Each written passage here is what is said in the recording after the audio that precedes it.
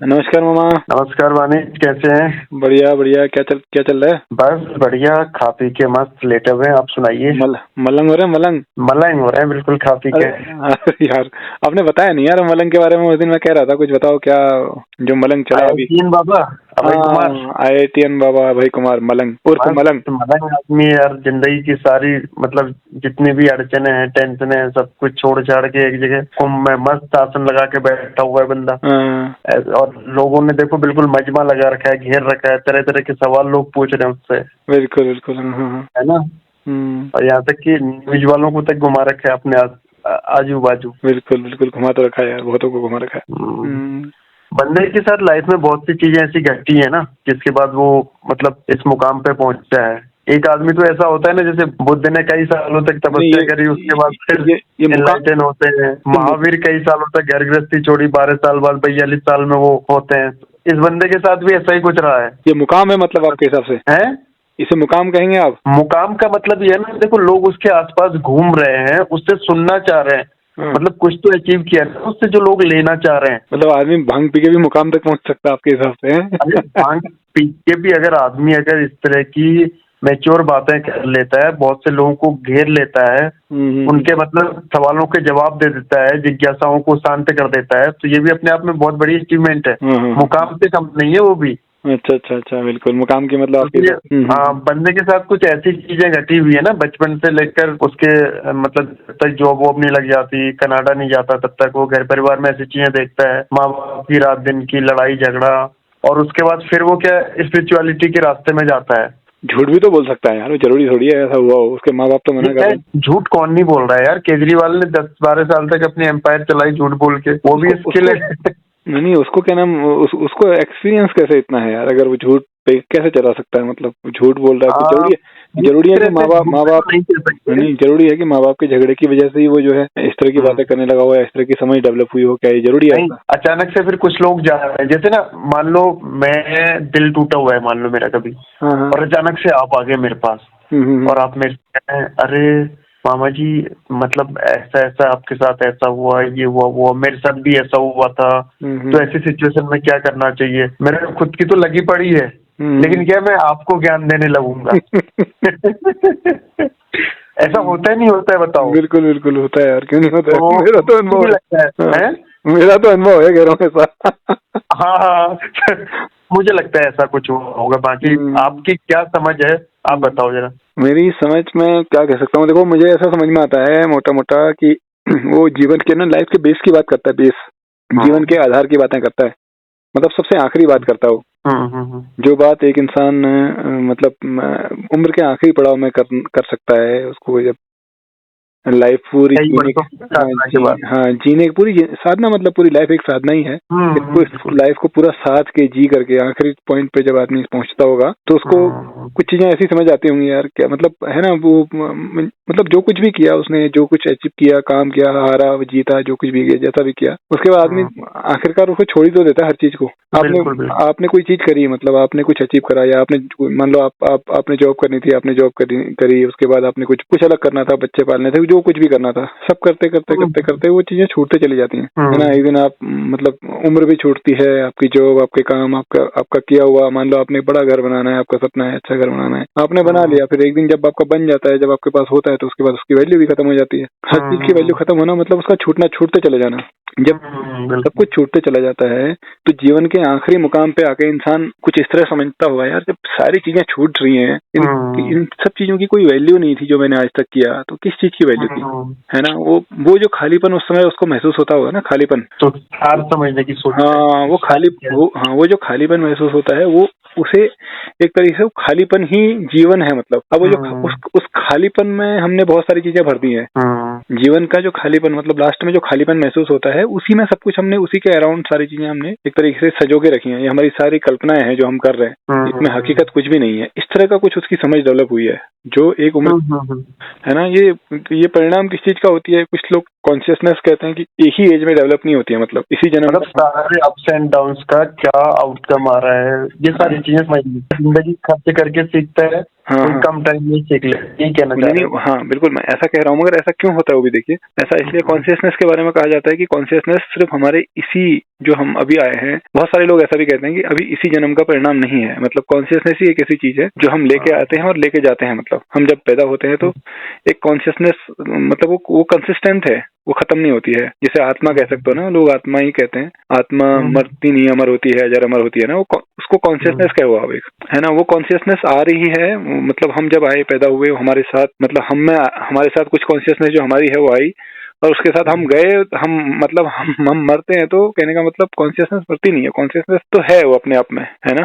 उसका कौन सा पार्ट, किस तरह के डेवलपमेंट, उसकी प्रोसेस में हम कहाँ पर हैं, वो डिपेंड करता है। तो वो इसलिए कोई आदमी जो बचपन से ही ज्यादा अलग किस्म का होता है, कोई इंटेलिजेंट होता है, कोई इंटेलेक्चुअल टाइप, कोई अच्छा, बहुत अच्छा साइंटिस्ट बनता होगा, कोई बहुत अच्छा फाइटर बनता है ना। कोई कुछ जो एक्स्ट्रा ऑर्डिनरी लोग भी होते हैं ना, अलग अलग फील्ड में कुछ एक्स्ट्रा ऑर्डिनरी लोग होते हैं, जैसे मेजर ध्यानचंद के बारे में कहते थे, या फिर ऐसे कुछ बड़े बड़े लोग, कुछ अलग अलग, मान लो पॉलिटिक्स के फील्ड में ले लो लोगों को, है ना, या फिर आप किसी टीचिंग के फील्ड में ले लो, जो एक्स्ट्रा ऑर्डिनरी कर जाते हैं। लिखने वाले लोग कुछ ऐसा लिख जाते हैं कि कई जनरेशन है, मान लो मिर्जा फाजली कुछ लाइनें लिख के गया है, वो एक एक लाइनें, कुछ लाइनें ऐसी होती हैं जो कई जनरेशनों तक आने वाली, कई हजारों सालों तक, या फिर हमारे जो रामायण महाभारत जो लिखे गए हैं, गीता जो है, ये सब चीजें कॉन्शियसनेस का ही परिणाम है। बिल्कुल, है ना। वो एक जन्म में डेवलप नहीं होती है। वो कैसे है कि हमने अभी जो जन्म लिया है, वो पिछले जन्म या उससे पहले पहले कभी से, वो कॉन्शियसनेस का एक प्रोसेस है, वो चल रहा है, हम पार्ट है। वो अलग अलग लोग अलग अलग लेवल पे हैं उसमें। एक तो थ्योरी ये है ना, इस तरह की थ्योरी है कि भाई अलग अलग लोग, वो आदमी जो बाबा था वो एक लेवल पे था, हम किसी और लेवल पे होंगे, कोई और किसी और लेवल पे, पैदा ही किसी और लेवल पे वो आदमी। अभी जो आप उसको जितना अभी डेवलप करोगे, इस जो आपको ये जीवन मिला है, जीवन में हम इतना अपनी कॉन्शियसनेस को कितना डेवलप करेंगे, उसके बाद हम उसको साथ में लेके चले जाएंगे। तो वहाँ हम, मतलब जब हम पैदा हो सकते हैं कहीं भी, जहाँ भी हम पैदा होते हैं, तो कॉन्शियसनेस के साथ, वो डेवलप्ड कॉन्शियसनेस के साथ पैदा होंगे, है ना, कम ज्यादा जो भी हमारे पास होगी। तो एक तो थ्योरी इस तरह की है। दूसरी थ्योरी क्या है कि भाई वो बंदा, आप जैसा कि आप कह रहे हो, भाई आया और यहाँ उसने अलग अलग तरह के एक्सपीरियंसेस करे, और एक्सपीरियंस भी ऐसी चीजें होती हैं कि आदमी की, उसने उसकी समझ को, मतलब उसकी जो, जब उसके साथ कोई इंसिडेंट होता है, तो उस इंसिडेंट को अलग अलग आदमी ना, हर अपनी जिंदगी की अलग अलग घटनाओं को अलग अलग तरह से परसीव करता है, अलग अलग तरह से देखता है। मतलब आपके साथ कोई एक हादसा होगा, मेरे साथ भी अगर सेम वही हादसा होगा, तो हम दोनों का देखने का नजरिया अलग हो सकता है, अच्छा या बुरा, जो भी हमारे साथ घटनाएं होंगी, वो हमारी समझ से, हमारे एनवायरनमेंट से, सराउंडिंग से, उन सारी चीजों से बना होता है। उसके बाद हम उसको कैसे एक्सपीरियंस करते हैं, उसको कैसे आगे परसीव करते चले जाते हैं, उसके बाद, मतलब ये सब चीजें ना, उसके बाद कोई दूसरा इंसिडेंट, तीसरा, चौथा, ये सारी चीजें एक दूसरे से कनेक्ट होते हम किस तरह से डेवलप होते हैं। तो हर इंसान इसीलिए तो इस धरती में यूनिक है, जो भी यहाँ पैदा हुआ, इसीलिए, क्योंकि उसके साथ इंसिडेंट भी, एक तो पहली बात, एक जैसे इंसिडेंट भी कम लोगों के साथ होते हैं, अगर होते भी हैं तो वो बहुत सारे इंसिडेंट के कॉम्बिनेशन भी अलग अलग हो सकते हैं ना सबके साथ। भाई आपके साथ जो इंसिडेंट हुए हैं, एक हुआ, उसके बाद मेरे साथ दूसरा वाला हुआ, आपके साथ कोई और हो गया, फिर उसके डिफरेंट कॉम्बिनेशन। तो ये जो कॉम्बिनेशंस बनते हैं, और उस तरह से आदमी का क्या, किस तरह से वो किस चीज को कैसे देखता है। तो हो सकता है कि उसके साथ कुछ ऐसा होता चला गया और सारी चीजें हुई, और उसके बाद उसका परसीव करने का तरीका अलग अलग रहा हो, बहुत बेहतर, मतलब बहुत, कुछ लोग परसीव करना नहीं चाहते, हल्का सा करते हैं, उन चीजों की वैल्यू नहीं रखते हैं। कुछ लोग उस चीज में ज्यादा घुसते हैं, चीजों को ज्यादा तरीके से समझते हैं कि मेरे साथ ऐसा इस तरह से हो रहा है, चीजों को कनेक्ट करने की कोशिश करते हैं। तो एक वो भी हो सकता है कि भाई, है ना, वो भी एक कारण है कि इस तरह की इंटेलिजेंस के साथ पैदा हुआ है। दूसरा, इंटेलिजेंस क्या कह सकते हैं, देखो, सरलता है, मतलब बेस की बात करता है, वो हीरो की बात करता है, शून्य की बात करता है, मतलब खालीपन की बात करता है एक तरीके से, ये समझ लो। बाकी जो चीजें हैं वो खालीपन के ऊपर हैं, सारी चीजें, हम लोग तैर रहे हैं, खालीपन के ऊपर तैर रहे हैं, है ना। तो एक, क्योंकि बार बार इंसान को ना उसी खालीपन का एहसास होता है। आप जब किसी तालाब में, किसी पानी के बड़े से तालाब में तैरोगे, तो आप तैरते तो रहोगे, आपको पता है मैं हूँ, मगर बार बार आपको उस पानी का भी एहसास होगा कि पानी है यार, मैं डूब भी सकता हूँ, मैं बह भी सकता हूँ, है ना, ये पानी भी तो है यहाँ पे। तो वो जो एहसास खालीपन का है, कि वो, मतलब वो चीजें हैं, उसको जीता है, उसको इम्पोर्टेंस देता है, उस खालीपन को, उस ब्लैंक को, उसको जो ब्लैंक है ना। हमारे होने के बाद भी बहुत सारे हम, मतलब इतनी बड़ी दुनियादारी है, इतनी बड़ी धरती है, मिट्टी है, पत्थर है, आसमान है, सब कुछ है ना, उसके बाद भी खालीपन एक है, उसी के ऊपर है सारी चीजें। वो इस तरह से मैंने उसको देखा, मतलब इस तरह की चीजों को वैल्यू दे रहा है, इस तरह की बात को, इस तरह की थॉट प्रोसेस को वैल्यू दे रहा है। ये चीज देखिए, तो वो खालीपन को ही भगवान कहता है, खालीपन को ही शिव कहता है, जो कुछ नहीं है वो शिव है। उसने एक जगह कहा नहीं है, जब कुछ नहीं है वही तो शिव है, ऐसा कुछ कहा ना उसने, है ना, ऐसा ही तो कुछ था, एक डायलॉग देख रहा था यार उसका। मेरा कहने मतलब, उसका कहने का शायद ये सेंस रहा होगा कि कुछ नहीं है वही शिव है, मतलब इच्छाओं से रहित। जिसके अंदर किसी तरह की लालसा नहीं है, इच्छा नहीं है, वही शून्यपन। हाँ वही, अगर वही मतलब है ना।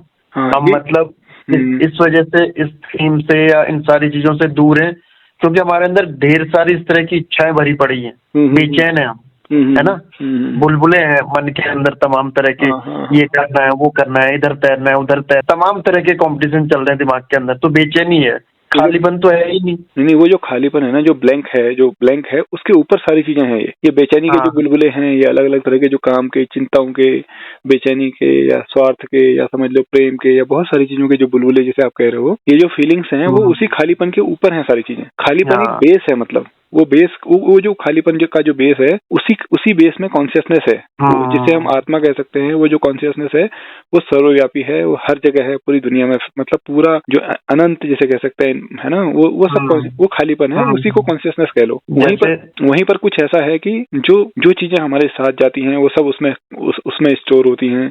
हमारे कर्म कह लो या कुछ भी कह लो, हमारी सारी चीजें उसमें स्टोर होती हैं, उस खालीपन में, उस बेस में। तो उस बेस की बात कर रहा है, या उस बेस को जीने की बात कर रहा है, उस बेस को शिव कह रहा है। वो कह रहा है कि हम उसी बेस से आए हैं, उसका कहना है कि हम उसी बेस में चले जाएंगे। वो जो खालीपन वाला जो बेस है ना, किसी भी चीज का, एक जैसे पिज्जा बनाते हैं तो पिज्जा का एक बेस होता है ना, पिज्जा के ऊपर बहुत सारी टॉपिंग, ये वो आलू प्याज टमाटर पता नहीं क्या क्या डालते हैं वो लोग, मगर बेस एक होता है ना कॉमन। मतलब आप ये समझ लो, है वो बेस, सोर्स जहाँ से निकले हैं, अब चला जाना है, जिसमें मिल जाना है। आप उस बेस को मान लो, एक मिट्टी है, जैसे धरती से सब कुछ निकलता है ना, गेहूं भी निकलता है, मतलब आपका सब्जी भी निकलती है, टमाटर आलू प्याज सब इस धरती में पैदा होते हैं, फल वगैरह होते हैं। धरती एक बेस है ना, लास्ट में वो मिलते कहाँ है, वापस वहीं मिलते हैं। मतलब जहाँ से आपकी जर्नी शुरू हुई है, जहाँ पे आप बिल्कुल सेंसलेस है, आपकी कोई कॉन्शियस नहीं है, आपको लास्ट में वही सब हो जाना है। बिल्कुल। अब ये धरती का, जैसे मैं एग्जांपल दे रहा हूँ आपको, मान लो आपने कोई फल निकला, आपने वो फल खाया, वापस वो प्रोसेस होके वापस वहीं चला गया, और एक दिन आपके अंदर उस फल से जो एनर्जी या जो विटामिन वगैरह सारी चीजें आए, वो आपके पास आए, आपने उसको एक्सपीरियंस किया, वो सारी चीजें करी, लास्ट में आप ही वहाँ चले गए, समा गए। बिल्कुल, है ना, हम सब वहीं समा गए, डिकम्पोज वाली प्रोसेस तक। हाँ, हम जीरो पे आ रहे हैं। हाँ, हम वहाँ पे आ गए। तो हमारा ये है कि हम मतलब एक तरीके से इसे कॉन्शियसनेस कह लो, इसे बेस कह लो, इसी से आना है, इसी को जाना है, इसी को शिव कहना है। आप इसको शिव कह लो, कुछ कह लो, ये सारी चीजें, मतलब इस तरह की एक समझ, इस तरह की समझ को समझने की कोशिश करना, इस तरह की चीजों को समझने की कोशिश करना, इसको परसीव करना, ये उसका मतलब इस चीज के इर्द गिर्द खोया हुआ बंदा है। मैंने इस तरह देखा, इसके आसपास कहीं पहुंचा है, खोया है, परेशान हो रहा है इस चीज को फील करने के लिए, है ना। तो हम भी कभी कभी परेशान होते हैं, क्योंकि बेस बहुत बड़ी चीज है। बेस ऐसी चीज है कि जिसके लिए आदमी टच करेगा तो महसूस करेगा, भाई हाँ यार बेस है। मतलब जब भी आपको खालीपन महसूस होगा, आपको लगेगा यार इस सब चीज का कोई मतलब नहीं है, इतना तमाशा है जिंदगी में, इतनी दुनिया भर के झमेले हैं, आज लोग कल 2 साल, परिवार से लेकर यहाँ तक पूरी जिंदगी में 24 घंटे इतने तनाव के बाद आखिरकार है तो कुछ नहीं, तुम तो सब हो जाना है, मिट्टी में मिल जाना है ना। तब वो बेस, हाँ, वो एक टच हमें बेस का आता है, जब हमें लगता है वाकई मतलब इतना सब कुछ करने को कुछ नहीं, वो बेस टच होता है तुरंत हमारे फीलिंग में ना। तो खालीपन जो हम फील करते हैं कभी कभी, या फिर तो ये ही है आखिर, यही शिव है। तो इसलिए कहता है ना, मैं शिव हूँ, कहने का मतलब भी किसी भी इंसान जो भी ऐसा कहता है मैं शिव हूँ, तो इसी पर्सपेक्टिव को ध्यान में रखते हुए कहता होगा, क्योंकि उसे पता है यार मैं मतलब जीरो की तरफ जा रहा हूँ, शून्य होने जा रहा हूँ, मिलना है, उसको पता है ना मिलना है, अभी भी है वही, बस एक है कि वो अभी क्या है ना कि वो एक तरीके से जो आप बुलबुला कह रहे हो, उन बुलबुलों के साथ एक फील है उसके पास कि यार मैं हूँ, होने का फील, मतलब मैं हूँ, मेरे साथ बहुत सारे बुलबुले हैं, जैसे स्वार्थ का बुलबुला है, मेरे पास टेंशन है, मेरे पास और बहुत तरीके, मतलब मेरे अंदर कंपैशन हो सकता है, सेल्फिशनेस हो सकती है, और बहुत सारे अलग अलग तरह की चीजें हो सकती हैं, पेन हो सकता है ना, और प्रेम हो सकता है, ये बहुत सारी चीजें हैं। इन सब चीजों की फीलिंग है एक, इस फीलिंग को भी आखिरकार उसमें खत्म हो जाना है, तो मैं हूं तो उसी का हिस्सा, इसलिए मैं भी शिव हूँ, इस तरह की बात है उसकी, है ना। आप इस तरह से समझो, मतलब मैंने कुछ इस तरह से समझा। बाकी जो चीजें हैं दुनियादारी, नशा पानी, जो सब कुछ है, जो लोग कहते हैं कि नशा कर रहा है, बोल रहा है, कोई भी इंसान, किसी की भी समझ लिमिटेड ही है, कि अनलिमिटेड, मतलब कोई ऐसा इंसान नहीं है जो किसी के ऊपर कमेंट करके कहे कि अरे तो नशा करेगा, क्या बोलेगा नशा करने वाला, कौन नशा करता है, क्या करता है। तुम भी एक नशे में हो, वो भी एक नशे में है, कई तरह के नशे हैं इस धरती में, तो है ना। जो कोई नशा नहीं करता वो भी कोई नशा करता है। बिल्कुल। उसको जीवन का, उसको अपने जीवन का नशा है, उसको किसी को अपने नॉलेज का नशा है, किसी को अपनी समझ का नशा है ना। मैं जो समझता हूँ किसी को इस बात का नशा है कि वो कोई नशा नहीं करता। ये भी एक नशा है ना। जबकि सब मतलब हर इंसान कुछ न कुछ नशे में है, मतलब नशा तो है ना। तो ये इसलिए किसी को हम परफेक्टली कहने कि यार ये आदमी ऐसा है, इसको हम ऐसे समझ रहे हैं, मतलब मेरे हिसाब से तो सही नहीं है। वो जो शून्य होना या मैं शिव हूँ कहता है ना, तो मैं उसको मतलब इस चीज से भी समझता हूँ, इससे रिलेट करता हूँ। आध्यात्म के रास्ते में जैसे जो कुछ बैरियर बनाए गए हैं ना, मतलब इसके लिए कौन सा वर्ड उपयुक्त होगा मैं नहीं समझ सकता। काम, क्रोध, मद, मोह, लोभ, हाँ विकार या बैरियर जो भी कहूँ मैं, तो मतलब शून्य होने का मतलब यही शायद होता हो कि काम से मुक्त होना, क्रोध से मुक्त होना, मद से, मोह से, लोभ से, बिल्कुल इन सबसे मुक्त होके तो शून्य होना है। बिल्कुल आपको ये पता है, आपको ये फील है कि आप उसी बेस का हिस्सा हो, और हर वक्त आपको ये महसूस होना, मतलब जब आपको हर वक्त महसूस कब हो सकता है, जबकि आप इन सब चीजों से मुक्ति है आपकी। तब आप बार बार उसी मतलब उस फील के साथ जी सकते हो, यार हूँ तो मैं मिट्टी, बेसिकली हूँ तो मैं मिट्टी। ऐसा आदमी कभी कभार ही हो पाता है शून्य।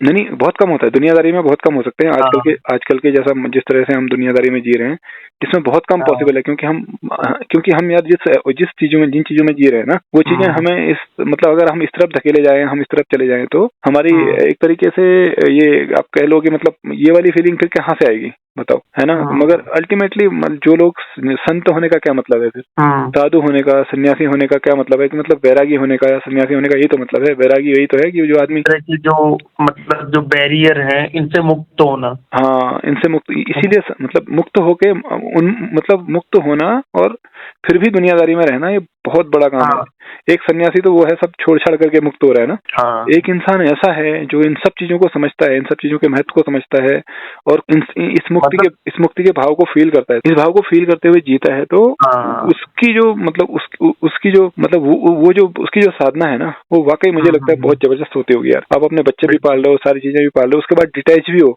जिन बच्चों को पाल रहे हो, जिस परिवार के साथ रह रहे हो, आप रह रहे हो और डिटैच हो, और डिटैच भी हो, अटैच नहीं हो। और जो काम आप कर रहे हो, जो डेली के जो आप काम कर, आप अपना काम पूरी तन्मयता के साथ कर रहे हो। जो आपके पास काम है, जो भी है, आप अपना परिवार बहुत ईमानदारी से, बहुत प्रेम से, मतलब आपके परिवार को कभी आपके प्रेम की कमी महसूस नहीं हो रही कि आप बैरागी हो गए हो, आप साधु हो गए, इसका उनको कोई महसूस नहीं है। और ये चीज भी आपके दिमाग में हमेशा है कि एक रंगमंच है। हाँ, और उसके बावजूद आप सारी चीजों को ये इस तरह से देख रहे हो कि यार ये सब मतलब है तो सब ये इसी बेस का कमाल है, इसी बेस के हम सारे बुलबुले हैं और इसी में हमने सबने समाना है। तो जब ऐसा भाव आता है, तब आपके मन में जो प्रेम और ये सब राग, ये सारी चीजें होती है ना, वो जहरीले नहीं होती हैं, वो नेचुरल होती हैं। मतलब वो जो टेस्ट होता है जीने का, वो नेचुरल होता है। बिल्कुल बिल्कुल, है ना। अदरवाइज जो टेस्ट अब हम लोग मतलब इस लाइफ में जो टेस्ट हम फील करते हैं, वो टेस्ट ये राग द्वेष और बहुत सारी चीजों के साथ जीने में, या इसी दुनिया को, इसी जीवन को, सब कुछ समझने में, इन सब चीजों में लगे रहने में, तो हम उस टेस्ट को, जो नेचुरल टेस्ट है, उसको फील न करके जो आर्टिफिशियल टेस्ट को फील करते हैं। हाँ बिल्कुल, है ना। तो वो ये जो जीने का जो तरीका है, हम इस दलदल में फंसते ही जाते हैं। और हमें मतलब जो इंजॉय करना चाहिए, जो मतलब मजा लेना चाहिए लाइफ का, वो सारी चीजें ना लेके एक ऐसी बर्डन होने लगता है मान लीजिए सब कुछ। हाँ, ये वाला भाव मैं कहता हूँ। अब मतलब जैसे गीता में जो चीजें कही है ना कि कर्म करो, फल की चिंता मत करो, मुझे ये वाला जो सूक्ति है, मुझे बहुत ज्यादा नॉलेज नहीं है, इन सब चीजों की समझ नहीं है, मगर हम इन सब चीजों को फील कर सकते हैं, है ना। बिल्कुल। ये डिटैच होने के बाद ही आप इन सब चीज अपने कर्म को कर रहे हो। अगर कोशिश, ये प्रैक्टिस से भी होता है ना, कुछ लोग साधना करते हैं, मतलब जो कहते हैं ना कि साधना इसी के, तो कहेंगे हम प्रैक्टिस करें डेली लाइफ में। आप, मेरा कहने का मतलब क्या, जैसे आप अपने काम में हो, आप अपनी दुकान में हो, ऑफिस में हो, जहाँ भी हो, आप अपने काम को करते हुए जब आप डिटैचमेंट के भाव से काम करोगे, मान लो आपके भाई कस्टमर आते हैं, उस समय डिटैच का भाव कैसे आ सकता है। आपने एक रेट फिक्स किया है, आपको अपॉर्चुनिटी मिली, उस रेट के अलावा आपने पैसे कमाने की, मान लो आपने कोई चीज 1000 रुपए में बेचनी है, कस्टमर बहुत नीडी कस्टमर आया, उसको चाहिए, और आपको ऐसा लगा नहीं यार इसको तो मैं 1500 रुपए में बेच सकता हूँ, कोई बोलने वाला नहीं है, मतलब ये निकल जाएगा, भेज दूंगा मैं इसको। उस समय हमें ये प्रैक्टिस हम कर सकते हैं, नहीं यार मैं तो ये प्रैक्टिस कर रहा हूँ, मैं तो डिटैचमेंट प्रैक्टिस कर रहा हूँ, फिर मैं क्यों इस तरह की चीजें कर रहा हूँ, है ना। तो ये मैंने उस समय प्रैक्टिस करी, मैंने उस समय ये सोचा नहीं, ये नहीं करना है, जो है एथिक्स, जो मैंने काम करना है, जो मैंने ठीक है, ये ठीक है, जो आया जो आना है वो आएगा, नहीं मुझे नहीं चाहिए, जितना है ये बहुत है। ये वाला जब भाव हम लोग 1 बार 2 बार 4 बार 10 बार ये प्रैक्टिस करेंगे, तो हम डिटैचमेंट प्रैक्टिस कर सकते हैं बेसिकली। तो ये भी एक साधना है, मतलब अभी दुनियादारी में रहते हुए डिटैचमेंट प्रैक्टिस करना, क्योंकि आपको पता है यार 1000 रुपए का 1500 में बेच रहे हो, जो 1000 में बेचना था 500 रुपए एक्स्ट्रा कमा रहे हो, और ये दुनियादारी की चीजें हैं, पैसा ये सारी चीजें दुनियादारी की हैं, इसका बहुत महत्व है दुनियादारी में, बावजूद उसके आप उसको छोड़ दे रहे हो, त्याग भी यहाँ पर आप प्रैक्टिस कर रहे हो मतलब, और उसके बाद डिटैचमेंट भी प्रैक्टिस कर रहे हो, है ना। तो इस तरह से नेचर का भी फिर आपको बहुत ज्यादा साथ मिलता है, सहयोग मिलता है जब हम लोग ऐसा करते हैं तो, मतलब क्योंकि नेचर बेसिकली इसी तरह चलती है ना, नेचर का जो रूल है।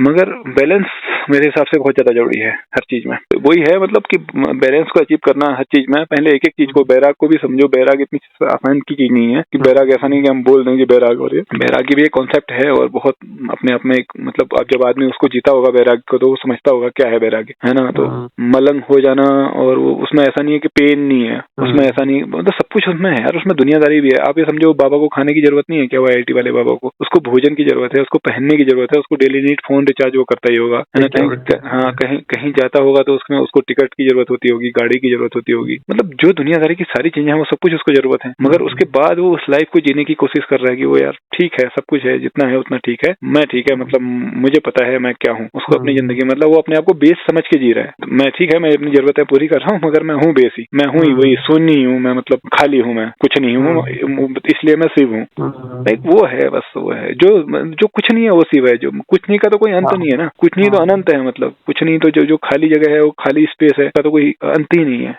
उसी को शिव मानना, उसी को शिव का स्वरूप मानना, वो इस तरह की कुछ मेरे हिसाब से मेरे को समझ में आई है उसकी बातें। इसको करें टॉपिक को क्लोज फिर? क्लोज करते हैं।